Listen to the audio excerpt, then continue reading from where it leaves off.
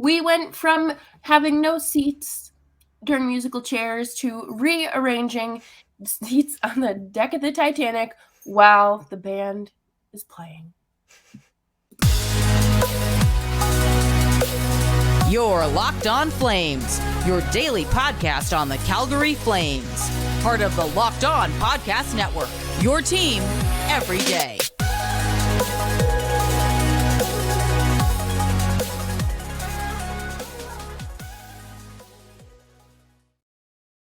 Hello, everyone, and welcome to Locked On Flames. It is trade deadline edition. We are here to talk to you all about what the heck happened today and really leading up to this point. As always, I'm your host, Jess Belmosto, and Nick is here to join me today. Nick, how are you doing? I know you've been a busy bee this afternoon. Hey man, this is busy season. Like, you know how accountants say April's busy season? For content people, the deadline is busy season. Yeah, absolutely. Who wins this deadline? Who walks away with a participation trophy? The clear-cut winners, the Bruins, the Devils, the Leafs, the Rangers. I would say those are your definite four winners because they added the most significant and largest pieces. Some teams made smaller moves, and we'll talk about them a little bit later, but I think that the Bruins are already at 100 points, and it's the first week of March, and they added a top four defenseman, someone in Hathaway who can play middle six, but is probably going to be a third liner, and Bertuzzi, who's probably going to play third line, but has played in the top six in the past in Detroit. I think the Bruins already made a good team better. I think the Leafs added exactly where they needed. They got a little bit better defensively in adding McCabe. They got a fourth-line center in Lafferty. They got Ryan O'Reilly in there a couple weeks ago. So I think there's a real argument, those two teams definitely. And then you go a little below that. The Devils added one.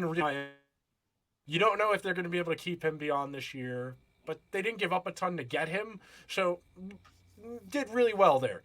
And then the Rangers, they had two top six forwards, a third pair defenseman, shore up the team, get guys out of the top six who didn't belong there in Jimmy Vesey and Barclay Goodrow.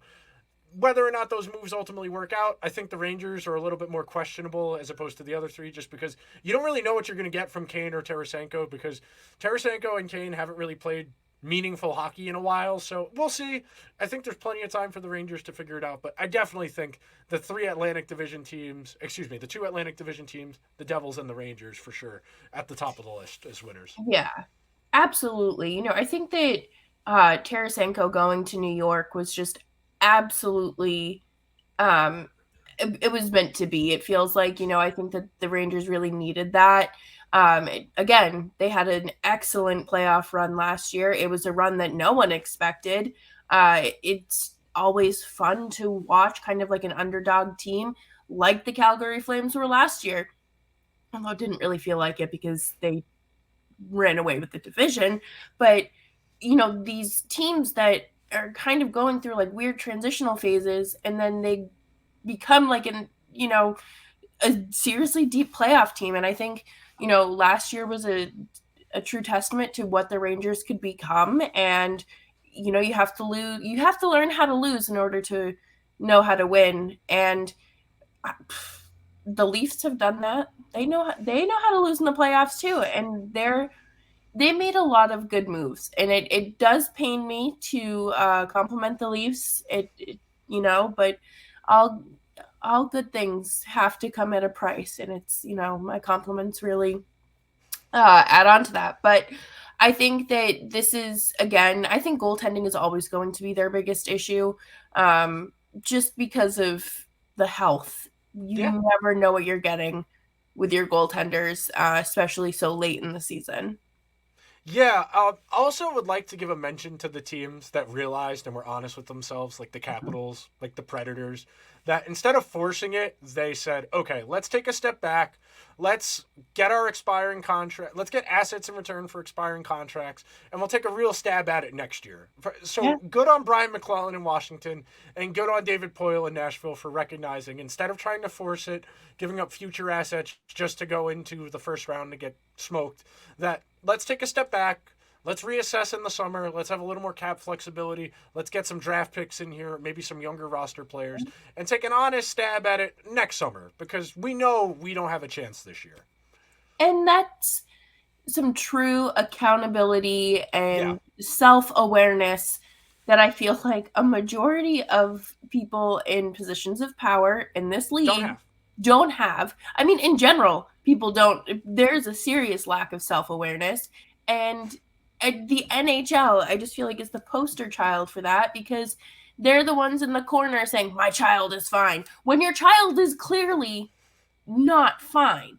But I really do appreciate, I think Nashville bringing in Barry Trotz is going to be a lot of fun for Nashville. I think it's going to be great to see that change of just personnel for the first time in franchise history. I think that's going to be very interesting to examine and hopefully a brighter future for the team. So one other team I would like to give an honorable mention to is Edmonton.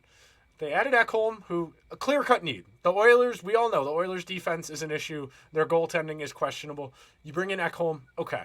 You try and stabilize your defense, get a little bit better defensively. He'll also play PK, which will help them. You get Tyson Barrie out of there, who's a net negative defensively, even though he gives you a lot offensively. Tighten up your defense. Not a slam dunk move. I mean, 2 weeks ago, they went from maybe they could get Erik Karlsson to they ended up with Matthias Ekholm. Ekholm's a good defenseman. Don't get me wrong. He's a good defensive defenseman, and Erik Karlsson would have only exacerbated the offensive orientation of the Oilers team. But the West is wide open. If there were ever a year for the Oilers to make the Cup final with Connor McDavid having like 45 points in 27 games, this would be the year. This would be the year. Yeah, and I think that would be magnificent for the sport. It would pain the people of Alberta that are, of Calgary, I guess I should say. But we're just anything is possible. We in the West, at least. In the West, at least. Yes, in the West. We've seen it before, but you've also seen Columbus go out and sweep Tampa Bay. Correct. In the first round. So again, it's why all of the panels on all of the shows today said, would you take the Bruins or the Field in the East? And they all looked at each other and said, the Field, because hockey is too unpredictable. Yeah. The great team... Tampa had the greatest regular season of the salary cap era and lost in 4 games to a Columbus team that lost all of its core 2 weeks later. As soon as they got eliminated in the second round, everybody who was a pending free agent, Duchesne, Panarin, they all threw up the deuces and said they left. Bye. So you really don't know what's going to happen, which is what makes hockey so much more inherently chaotic than the other sports. The other sports, generally speaking, the better team wins more often. Hockey, because of the way the game is played, because of how random the events within said game are, it does lend itself to chaos a little bit more than the other sports. Yeah, absolutely. And coming up next, if we talk about the winners, we're going to have to talk about the losers. And nothing gets me more excited than having to talk about just the negativity in hockey and just dunking on other teams. And what fuels my day are the delicious tasting protein bars from Built Bar. We are now in March, and I'm sure some of us have given up on our New Year's resolutions, but not me. My New Year's resolution was to increase my protein intake, and of course, Built Bar makes that possible.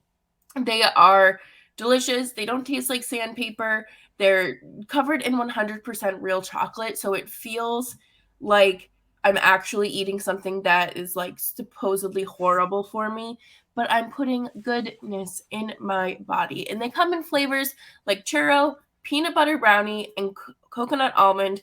There's a wide variety on their website as well that you can check out at built.com.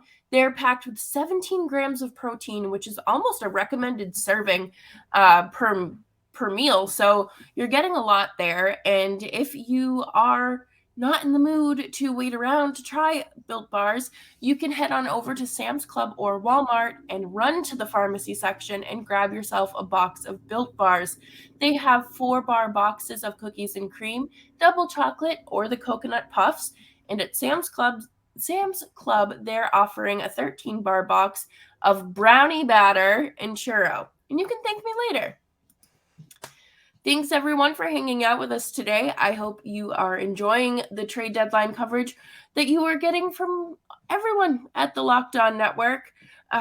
Today was about as boring as we expected up until that last hour.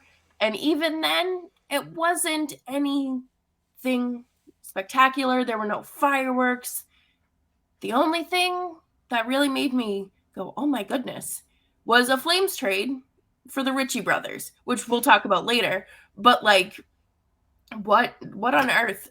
Who is your biggest loser? It feels weird to say because they're in a pretty good spot, but I feel like Winnipeg really missed an opportunity to add to a good team. Like, they went out and they got Nemesnikov, who's fine depth forward, but they needed more. I mean, if there were ever a year to ride your best goalie in the league, which Hellebuck is one of the three best, and hope you get lucky, this would have been it.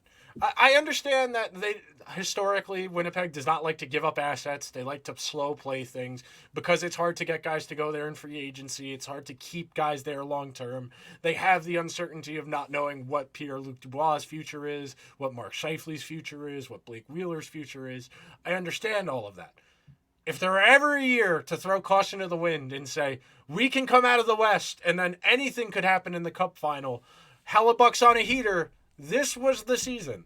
Mm-hmm. I would argue Dallas probably could have stood to add someone a little more impactful than Max Domi. I would argue that the Penguins probably should have added somebody better than Mikhail Granlund, Dmitry Kulikov, or Nick Bonino.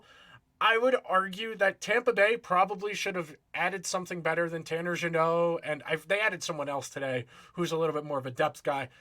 The Flyers, not trading JVR, they could have gotten a second. I don't know.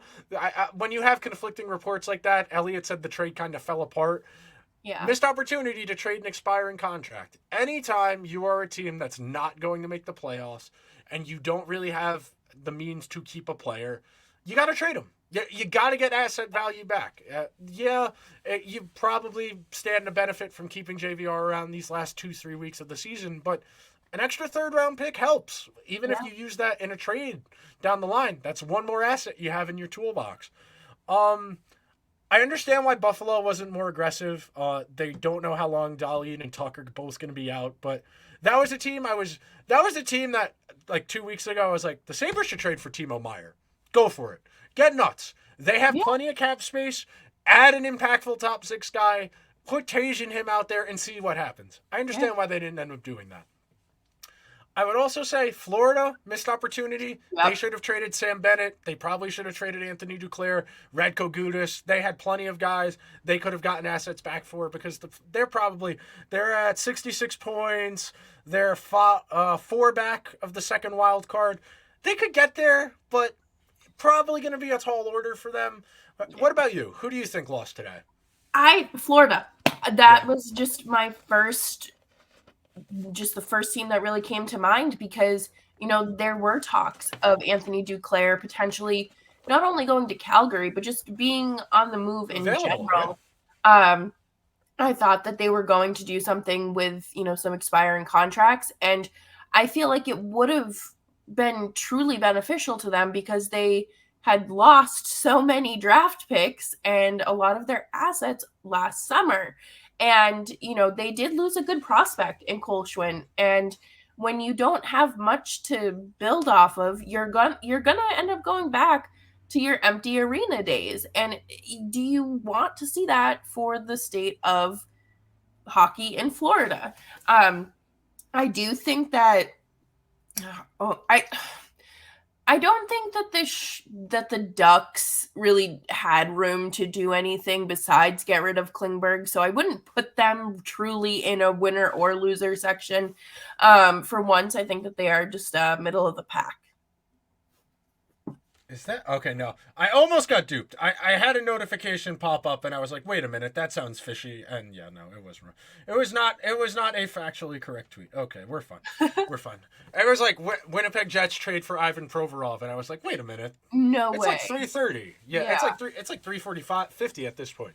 Would have heard something by now. But in terms of losing, the only way you lose at the deadline are if you lose guys in the summer for nothing, so if the Ducks had kept Klingberg, that's an example. Yeah. Bennett, Duclair, Radko Gudas in Florida, JVR in Philadelphia.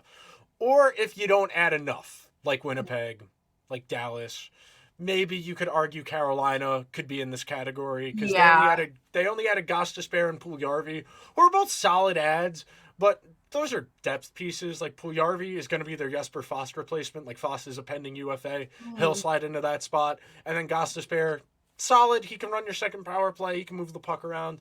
But Carolina's going to be in the thick of it. Carolina's maybe the 5th best team in the East in terms of talent.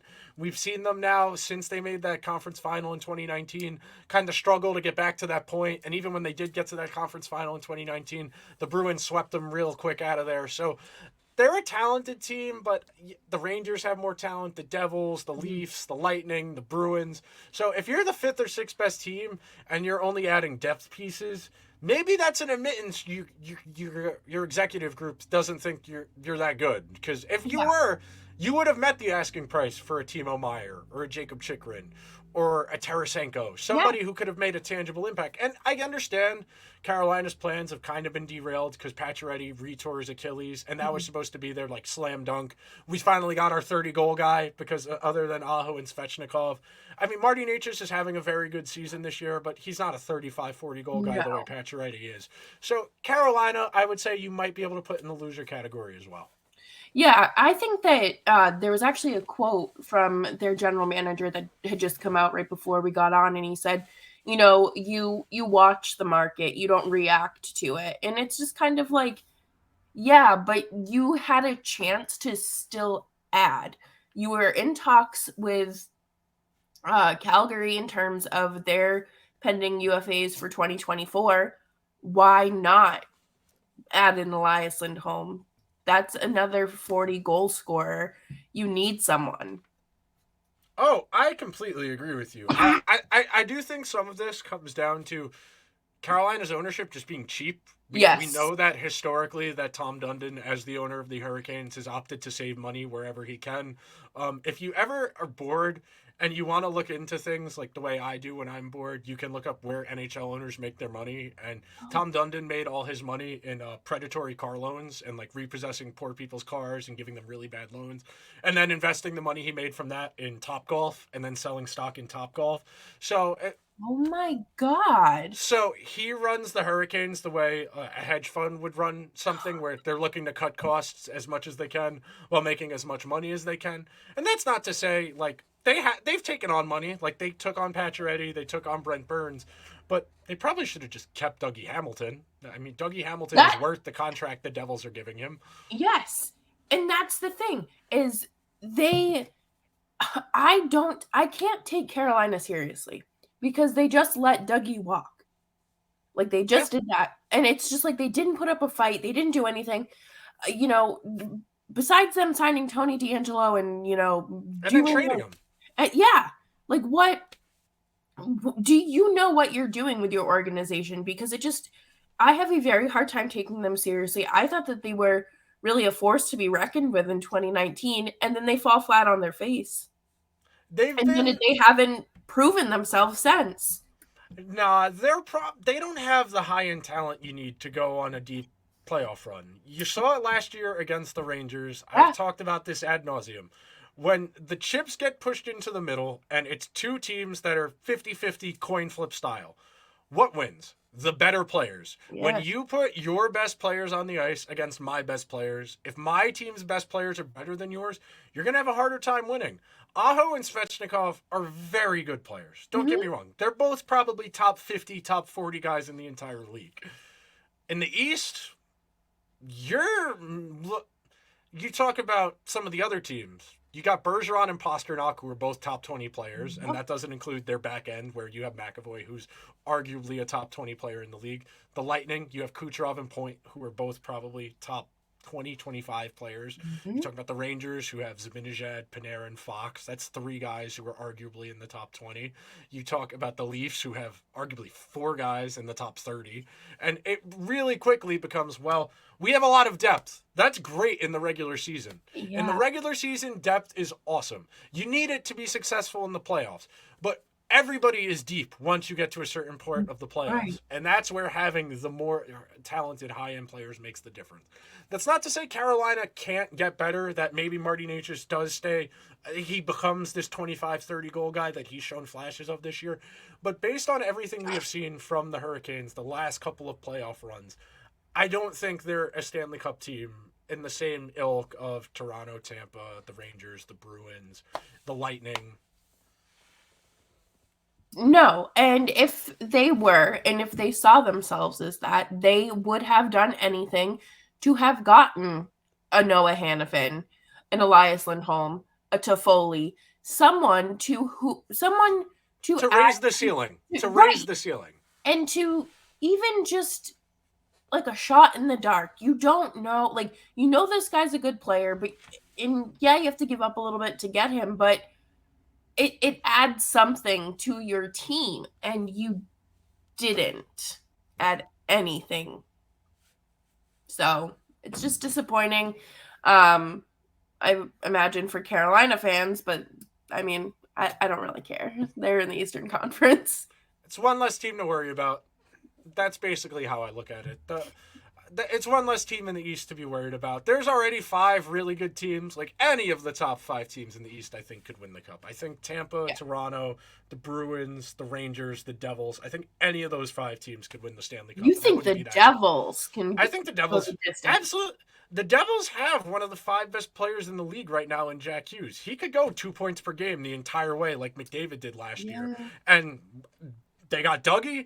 They've had above-average goaltending all year. That's where you can be skeptical of them, because they've had Akira Schmidt. Blackwood hasn't been very good when he's played, if he's played. And Vanacek's been above average, but you can't really... I wouldn't bank on Vanacek being great. Akira Schmidt's been okay, but he's still kind of underdeveloped. He's still not ripe as a baby goalie yet. He needs a little bit more seasoning before we talk about him. But I think the Devils could. I think the Devils can get hot. Oh, I don't want that. I never want to see good things happen to the state of New Jersey. But that is just a personal vendetta. And coming up next, we are also going to talk about my personal vendetta against the Ritchie brothers. It's all love there. There's nothing real there. But before we do that, I do want to tell you about Indeed. No matter how the last game went, anytime you take the field, you've got a shot at greatness.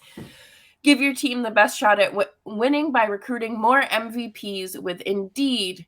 Indeed partners you on every step of the hiring process. You can find great talent through time-saving tools like Indeed Instant Match, assessments, and virtual interviews. Start hiring right now with a $75 sponsored job credit to upgrade your job post right now at Indeed.com/lockedon. The offer is valid through March 31st, 2023. With Instant Match, over 90% of employers get quality candidates as soon as they sponsor their job post, according to Indeed data. Indeed helps star applicants to shine with over 135 assessment tests from cooking to coding. That's quite a variety. So head on over to Indeed.com/lockedon today to claim that $75 job posting credit. Nick, are you going to use Indeed when I get fired? You're funny. You going to take my job? No. Speaking of silly people who might need to update their resumes to go on Indeed, there's a few teams we can put in the "what are you doing" category. 100%. The Flames, one of them, because they effectively did nothing. Troy Stetcher's better than Michael Stone, yeah, sure. They swapped Ritchie brothers. Neither of those is going to be the reason they get hot down the stretch here. No. Just a missed opportunity to reevaluate. You can tell the Flames don't, like we talked about on yesterday's show, the Flames don't have direction, and it trickles down to every level of decision making. And they added a 6th defenseman, which, yeah, great. Troy Stetcher's better than Michael Stone, sure. And they swapped Ritchie brothers, so, okay, one guy on the 4th line's different. Effectively nothing. The Canucks are in this category. The Flyers are in this category.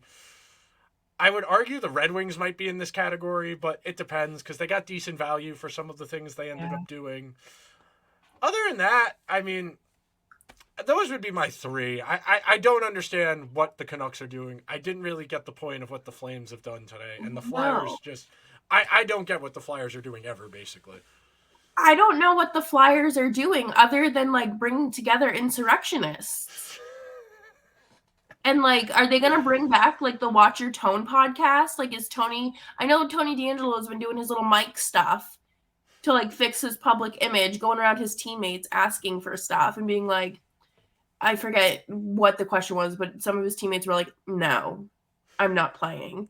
So they're just gonna start broadcasting that before games.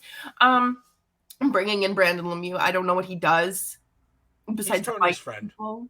That's it. They traded for one of Tony's friends. We know. The Flyers have done this forever. They brought in Hayes' friends for a couple of years. Right. Yeah. They brought in one of Tony's friends. They're all just having a terrible time. You might as well have your friends with you. Yeah, you can all play in the sandbox together. The thing that I am happy about for the Flames is Connor Mackey. He is finally getting a change of scenery. He's out of Calgary.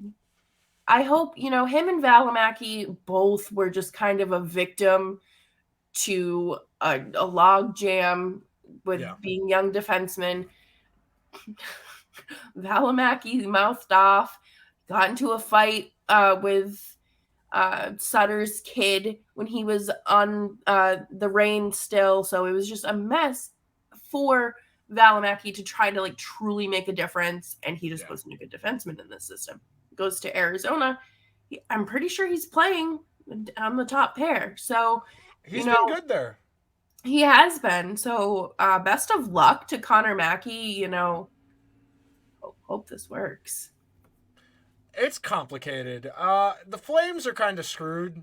I think that's really the only way to describe it. I mean, they're 5 points back of Winnipeg. Winnipeg has 3 games in hand on them. And they've got 2 games against the Wild in the next week. I think it's pretty safe to say the Flames are going to keep falling further and further back, barring something dramatic happening. I mean, I'm pulling up their schedule right now. I mean, today's the 3rd. They've got the Wild tomorrow and on Monday. Excuse me. They've got the Wild tomorrow, Dallas on Monday, the Wild again on Tuesday, and then Anaheim, Ottawa, Arizona. That might be the last gasp there. Anaheim, Ottawa, Arizona. If you can get 6 out of 6 points against those 3, okay, maybe you stop the bleeding. Yeah. But then you go Vegas, Dallas, Kings, and then you might be dead by then. Yeah, no. They're going to embarrass me when I'm at the Kings game, right on the glass, on the side where they shoot twice. So watch for me on Sportsnet. I'll probably just be crying because they're just going to humiliate me in public at Noe Arena. But no, like in all seriousness, like I thought that stretch back, I think it was in December, it was like a stretch of 6 games where they really needed, it was just mulligans. He said they needed 10 out of 12, and they got 11 out of 12. Yeah, and that was great. That was the streak that I thought could really help cushion their season. Now, you're hanging on. Rose doesn't have any room for you on the door. You're in the freezing ocean. The Titanic is sinking. They've got 20 games left. They're playing at a .540 win percentage. My back of the envelope math tells me that over 20 games, a .540 point percentage would give you about 12 standing points, and everybody in front of you is playing at least at .590. Because Winnipeg's .590, Edmonton's .597, Seattle's .607. So unless something dramatic changes in the next week or so, I think we can say that the Flames definitely fall into the what are you doing category. Yeah, but I will say this. Jacob Markstrom, it's only been 2 games, but he's looked pretty good. Yeah. He has looked more focused. He is tracking the puck. A few of the shots last night against Toronto, I was ready to watch them go in. Yeah. And he said, "Oh, no. You know who I am." And I was like, "Oh, okay, Jacob Markstrom, you're back." But, I think the Flames are still at a serious disadvantage. It's very clear who was making these calls today. It's Daryl Sutter, Brad Tree Living will help you update your resume for a small fee of $200,000 and a cover letter to match. So, I don't know. It's just neither did the Flames. Yeah, it's just a big what on earth is going on. Correct. And I think that's where we'll leave today because there's not much else to report. No. The Flames are done. So the remainder of the trades are just going to trickle in. It's like 4:15 right now, Eastern time when we're wrapping up. So hopefully everyone's trade list is updated and people actually looked this time. But make sure you subscribe to the show on YouTube or wherever you get your favorite podcasts. Super easy. It's free. Make sure notifications are on and leave a little 5-star rating and a nice little review. Helps the show out a lot and it means a lot to us. And thank you for your continued support. Things are looking really good on the back end of the show. So we love to see the show growing, and thanks for sticking around and maybe dipping your toes into a new Western team. If you're a fan of the Rangers, you can part of Nick's carryover, or you're just here because you enjoy misery. And you can follow me on Twitter at JustPalmosto, and you can follow Nick at Nick Zeraris. And we will see you after the weekend. Yes. Be safe, everyone.